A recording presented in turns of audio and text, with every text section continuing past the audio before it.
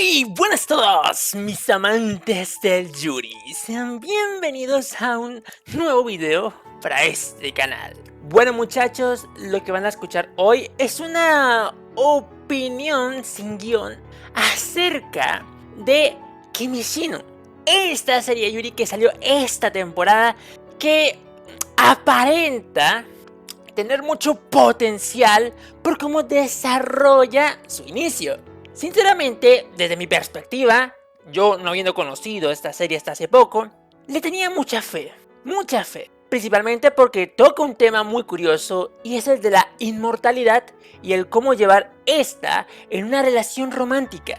Después, cuando inicié a verla, dije, wow amigo, tienen algunas cositas clichés, pero como que la sustenta, como que se sustenta la serie en sí misma con este romance infantil exploratorio. O sea, tenemos a dos personajes, a Mimi y Shina, las cuales tienen una mente muy infantil. Por parte de Mimi es un personaje que tiene la capacidad, o mejor dicho, tiene la cualidad de ser inmortal. Y ha vivido por lo menos unos cuantos siglos.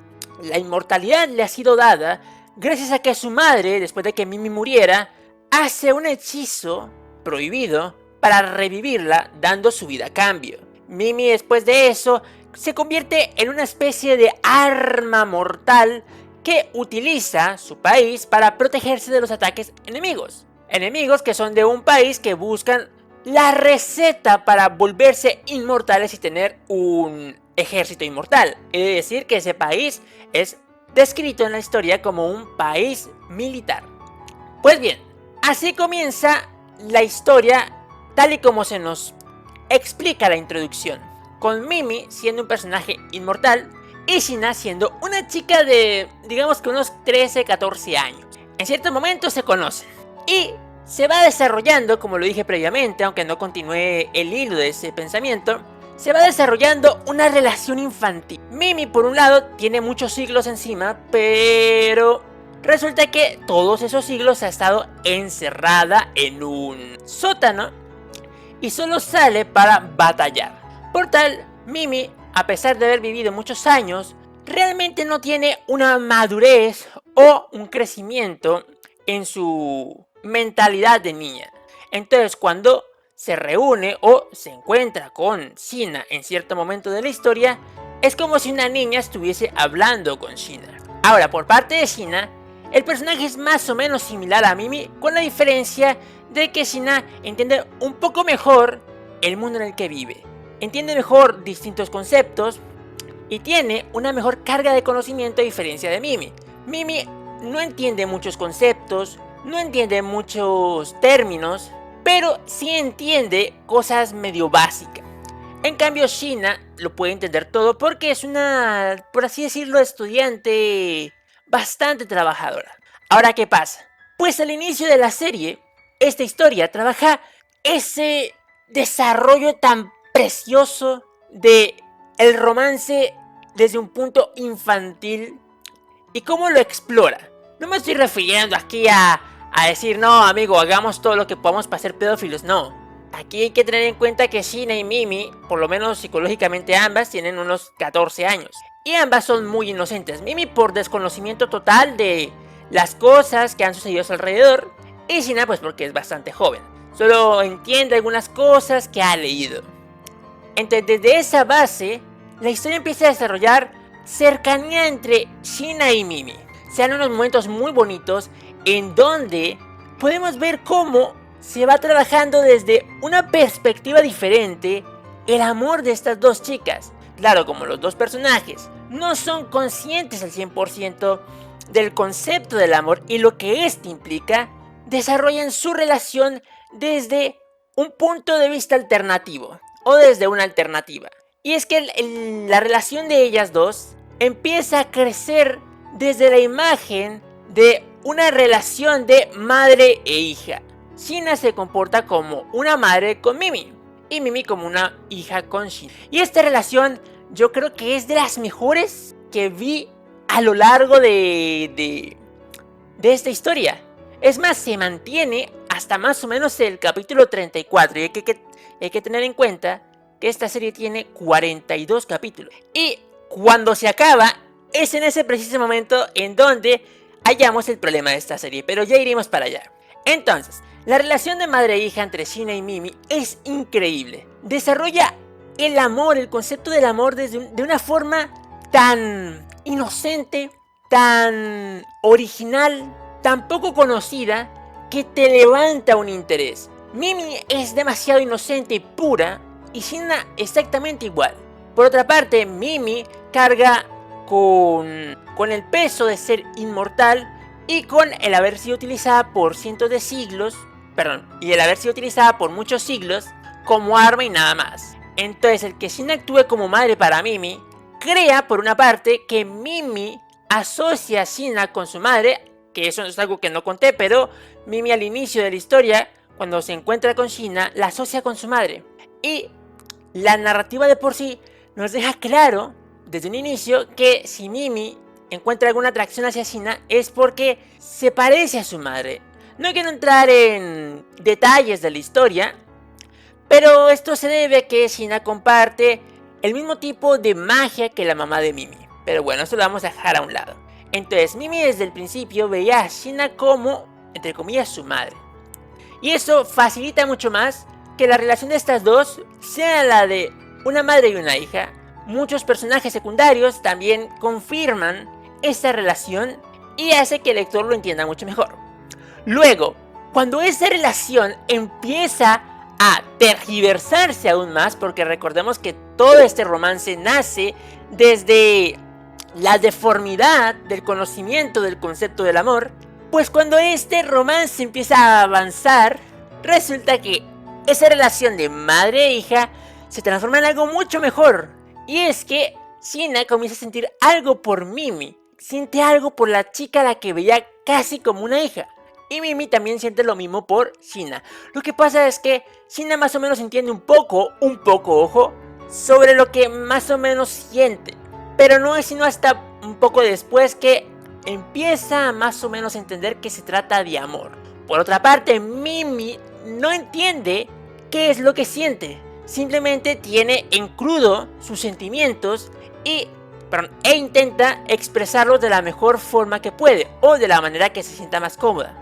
Entonces Mimi trabaja desde la crudeza del concepto sin conocerlo y Shina lo trabaja desde el conocimiento mínimo. Y esto hace que las escenas en las que ellas dos se van acercando más y más sean súper interesantes. Después, cuando empieza a haber alguna especie de atracción entre ambas, que ya está este sentimiento romántico dentro de ellas, pero que no confirman todavía, cuando se da esa intensificación, aparecen una de las escenas más preciosas de todas. No sé si las pondré aquí en pantalla. Y es que Mimi comienza de forma bastante descriptiva a decir qué es lo que quiere de Shina, qué es lo que no quiere que su inmortalidad le quite de ella. Comienza a describirlo claro, porque ella no entiende, no tiene una forma establecida del amor. Entonces solo le queda describir sus sentimientos en crudo. Y a pesar de que Shina escucha todo esto, tampoco lo asocia muy bien al concepto del amor. Y ahí se da una de las escenas más bonitas. Yo creo que es el único beso de esta serie que yo he disfrutado. Porque los que vienen empiezan a hacer una tortura psicológica. Empiezan a hacer un repelús. Comienzas a sentirte que te mueres, pero del aburrimiento, el asco y la tristeza por cómo decae todo. Entonces, volviendo al primer beso, como todo nace de la crudeza y de la el bajo entendimiento, se ve todo muy bonito. Se entiende todo muy interesante. Porque previamente al beso, Mimi estaba explicando un poco lo que siente por Shina y cómo lo expresa a través de un dibujo. Ella dice que se siente de una forma específica, ella lo ilustra como una flor, cuando está con Shina. Y después Shina toma, digamos que esa ilustración, ese gráfico de ella misma, para acercarse a Mimi. Y después cuando ya Shina empieza a sentir un poco de tristeza por el cariño que le tiene a Mimi, y saber que Mimi en algún momento va a quedar sola cuando Shina muera por su inmortalidad, y Shina no quiere que la olvide, pues Shina empieza a sentirse triste por pensar que Mimi la puede olvidar. Y el hecho de que Shina llore hace inmediatamente que los sentimientos internos de Mimi intenten erosionar su llanto. Y la única forma que encuentra o medio entiende que puede hacerlo es dándole un beso. O sea, el beso no nace en forma de demostrar amor, sino como una forma de cesar el llanto de Shina. Y después de eso es que Mimi comienza a entender que el beso le gusta, que se siente conforme haciendo eso con Shina. Y es cuando Shina entiende que posiblemente ella siente amor hacia Mimi. Y ya paulatinamente intentará confesarse hacia ella. Que debo decir, la confesión de Shina y Mimi es una de las cosas más preciosas que he visto. ¿Por qué? Porque mantiene la crudeza de los sentimientos de Mimi y la poca capacidad de entender el concepto por parte de Shina. Y lo revuelven todo de forma en que se tengan que confesar de esa manera. Por una parte, Mimi termina explayando sus sentimientos a Shina de forma cruda, diciéndole lo que siente, cómo se siente y por qué se siente así y lo que no quiere que pase con Shina. Eso hace que Shina tome toda esa información y la entienda como el cariño que tiene Mimi hacia ella. Y por otra parte, Shina, teniendo en cuenta que Mimi no conoce bien el concepto del amor y teniendo presente lo poco que ya lo conoce, intenta confesarse de todas las formas posibles. Es como si hubiéramos tomado la confesión y le hubiéramos sacado 50 sinónimos de la misma frase. Entonces Shina se confiesa ante Mimi de 50 formas diferentes, pero al final es exactamente el mismo mensaje. Y a pesar de que ella dice todo eso, se confiesa de muchas formas, Mimi no logra comprenderlo del todo bien. Y eso es lo que lo hace interesante. ¿Por qué? Porque Mimi sigue sin entender el concepto, porque ya solo entiende los sentimientos en crudo, y Shina trata de que sus sentimientos lleguen hacia Mimi de la mejor forma posible, porque una de las cosas que ella temía era que Mimi no lograra comprender bien lo que ella le intentaba expresar.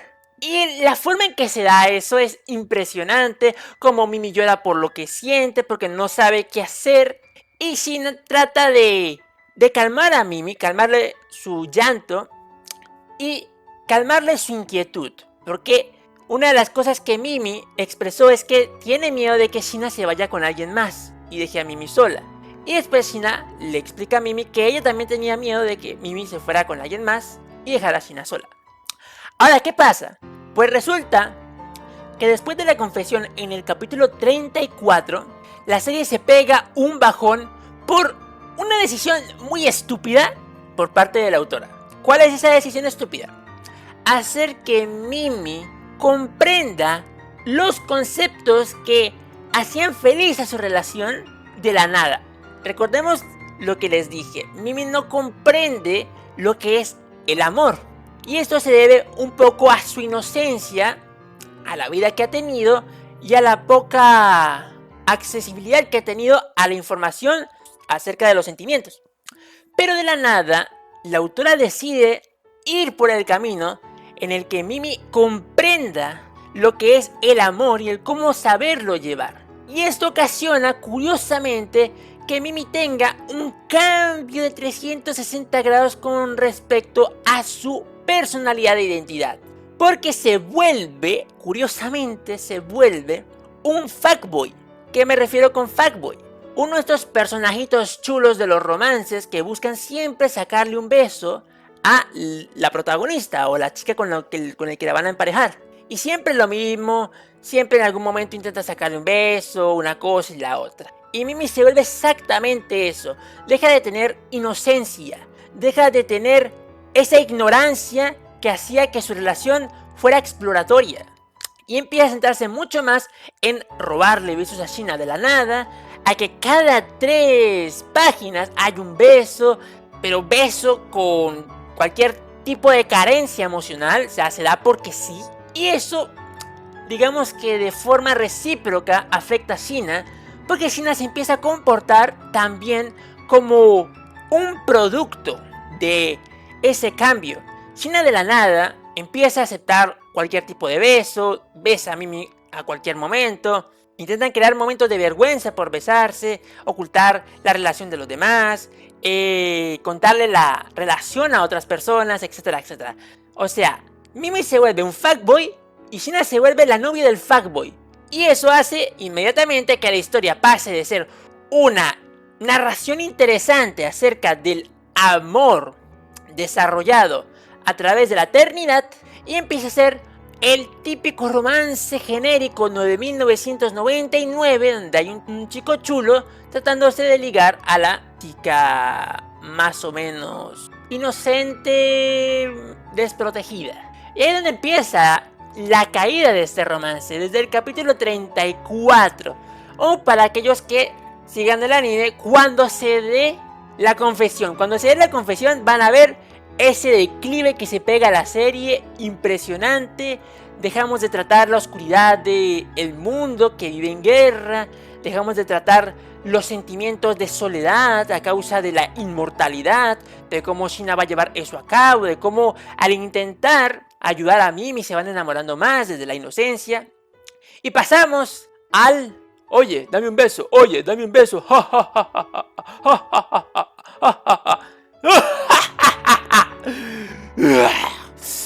Dame un beso, amiga. ¿Ya nos dimos un beso? Pues démonos otro. ¡Me tienen podrido! Me tienen podrido, amigo. Era una serie que yo disfrutaba mucho e intenté llevarlo bien, pero sinceramente ya después de la confesión cada vez eso es insoportable. Es insoportable cada vez. Yo tengo la idea de que la autora de Kimi Shino tiene un problema con hacer interesante a las relaciones que ya están confirmadas. ¿A qué me refiero? Pues que cuando una pareja en su historia no está confirmada, se atreve a ir a los terrenos de la exploración sentimental, a los terrenos de el amor distorsionado u deformado. Pero después de que se formalice una relación, o sea que los dos personajes confiesen sus sentimientos el uno al otro, por alguna razón la autora deja de ser capaz de hacer la historia interesante. Empieza a centrarse en crear capítulos en donde se den momentos bonitos, pero no momentos bonitos que hagan bonita la relación, que la construyan aún más, que la hagan crecer. No, momentos bonitos que sirvan simplemente para decir: ¡ay, ay, qué lindo! ¡Mira cómo se besan! ¡Ay, Mimi! Eso, capítulos que quieren que el espectador, el lector, sienta ternura por la relación. Es como si quisieran meterte un peso emocional hacia los personajes a través de puro vacío. Puro vacío. Digamos, porque se vean bonitas las chicas besándose, tomándose de la mano, que eso sea lo único que necesites para que te encariñes con los personajes. Y para que digas: ¡guau! ¡Qué relación más chula! Es horrible. Entonces, todo eso es lo que vemos después de la confesión. Capítulo tras capítulo tras capítulo, con intentos de generar una lindura y apego del lector hacia la relación vacía. No hay nada, amigo. No se siente nada. Y esto mismo ocurrió con la relación de otra pareja que aparece en la serie, que sería Ari y Seiran. Por eso es que yo digo, la autora tiene problemas, o por lo menos yo percibo problemas que la autora tiene con las relaciones ya establecidas. ¿Por qué? Porque en la historia aparece una relación que sería la de Seiran y Ari, la cual ya está establecida. Cuando aparecen las dos ya son novias. ¿Y qué pasa? Pues esa relación no se toca mucho. De vez en cuando aparecen que se besan, que se toman de las manos, que se sonríen. Y de un momento para otro, digamos que muy al inicio de la historia, muere la novia de una de ellas. En este caso muere Seiran. Cuando muere no sentís nada. Es la muerte más sin padres posible, porque se supone que deberías sentir algo. Pero es que la historia, el autor ha construido una pobreza alrededor de la relación de Seiran y Ari, que sentí cero pena, cero apego. No te importa. Al único que le importa es el personaje, que es su novia, pero no entendés por qué tanta tristeza. Entonces la carencia de la autora por llevar una relación ya existente es percibible tanto con Seiran como con Mimi y Shina después de que se confiesan. Y pasa lo mismo con Seiran y Ari, que es lo que pasó con China y Mimi. La autora, para darle un poco más de peso a esa relación, para que el lector se sienta más atraído por la relación o más afectado por la disolución de esta, por la muerte, se dedica a crear capítulos vacíos de momentos tiernos que viven Ari y Seiran. Momentos de compañía, de slice of life, pero de ese slice of life que no sirve sino para relleno, no hace nada, no te genera emociones, no te genera apego. Y después la autora tiene la gran idea de mostrarnos en el punto en el que Ari conoció a Seiran y cómo empezó a sentirse atraída hacia ella. Pero no se da nada más. Tú tienes que quedarte con que Ari empezó a sentirse románticamente atraída por Seiran y que ahí en adelante empezó su relación. Te tenés que quedar con el momento bonito de estar bajo la lluvia y compartir, digamos, un paraguas o un sitio para escampar. Y eso tiene que bastarte para que sientas pena por la muerte del personaje.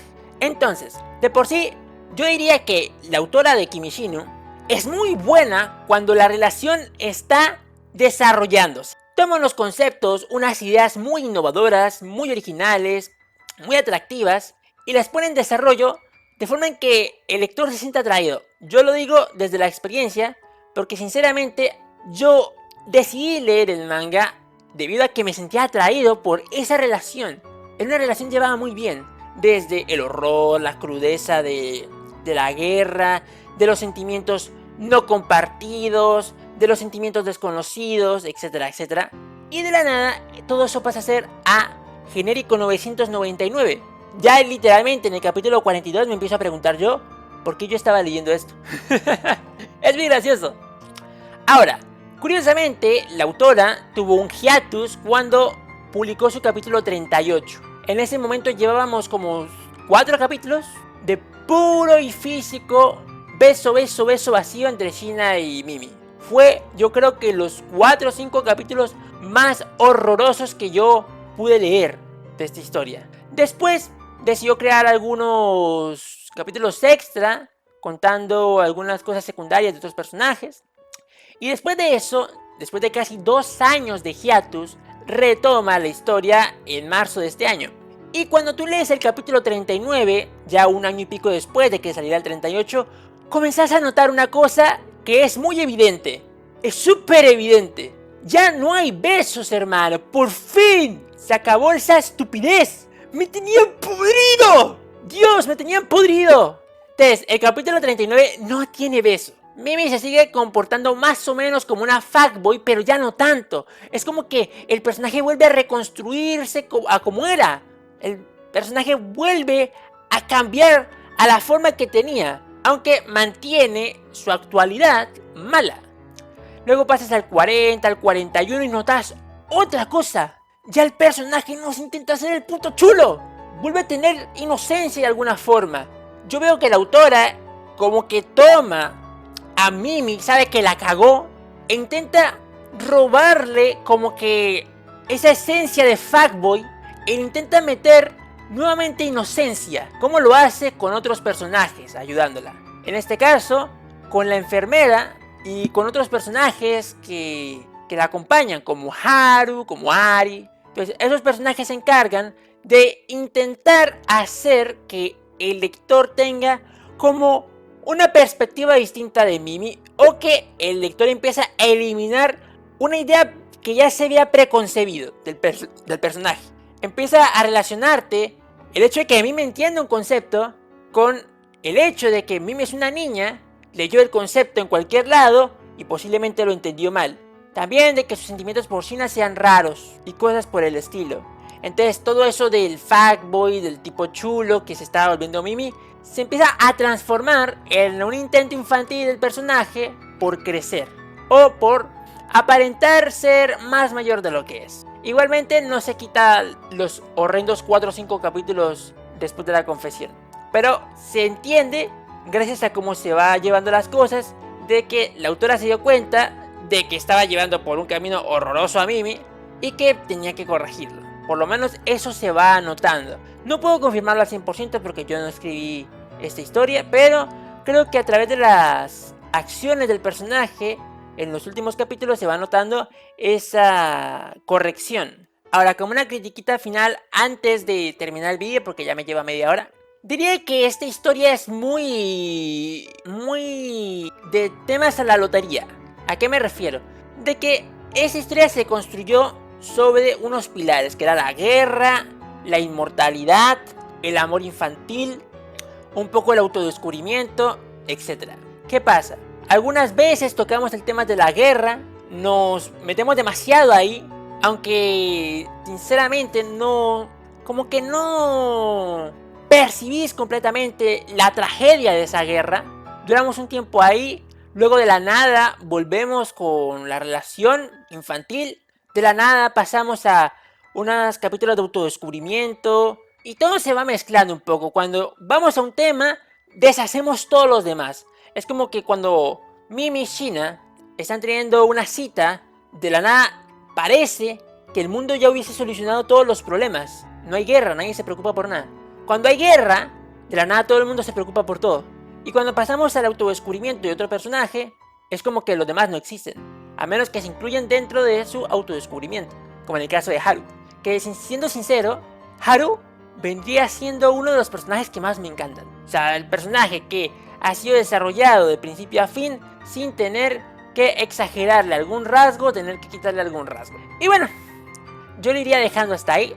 Creo que fue una opinión bastante larguita, disculpen si los aburrí, pero igualmente quería darla. Siento que este formato de hablar de forma libre es bastante bueno en cuestión de que yo quiera hablar algunos temas y bueno, no quiera demorarme tanto sacando un guión, porque hacer un guión ahorita es muy complicado y demora mucho. Entonces, siempre que tenga las ganas y la intención de hacer un vídeo con un tema que ya tenga construido en mi mente, pues tomar este formato libre. Y después, ya teniendo las ideas más claras, haré un guión. Un guión obviamente mucho más estructurado, mucho más profundo, etcétera, etcétera, y que todos pueden disfrutar. Pero la idea es poder compartir las ideas de forma libre y compartir las ideas en un video mucho más específico, ¿ok? Entonces yo iría dejando el video hasta aquí. Les agradezco a todos los que se han quedado hasta esta parte del video. Si les ha gustado, déjenme un buen like, suscríbanse y nos estaríamos viendo en un próximo video. Hasta la próxima.